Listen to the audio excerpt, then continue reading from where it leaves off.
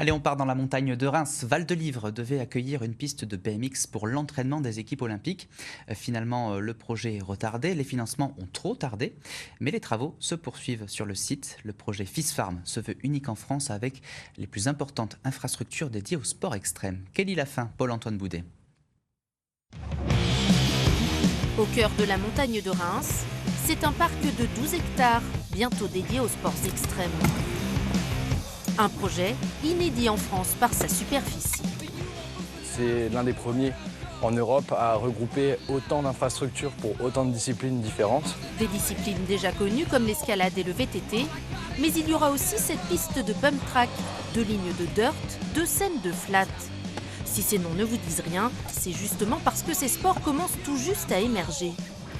C'est très positif pour l'avenir d'avoir un projet de cette sorte, pour encourager les jeunes à commencer et essayer d'avoir plus de professionnels surtout, parce qu'aujourd'hui c'est un monde assez difficile d'en vivre.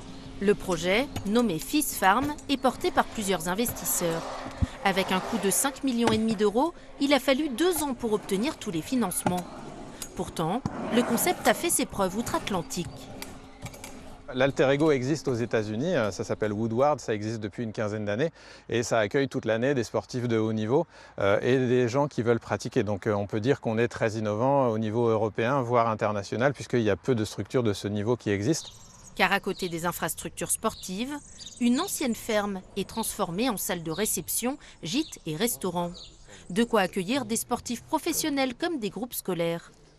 Le maire de la commune y voit aussi l'opportunité de faire connaître son village de 600 habitants. C'est quelque chose qu'on n'a pas du tout sur le secteur pour l'instant et qui va permettre d'attirer des touristes en plus de ça qui ne venaient pas pour l'instant sur notre partie de territoire, puisque c'est quelque chose qui va attirer des personnes qui seront plutôt liées au sport qu'actuellement vers la viticulture. Les travaux vont s'accélérer dans les prochaines semaines. Ouverture du site prévue en avril 2025.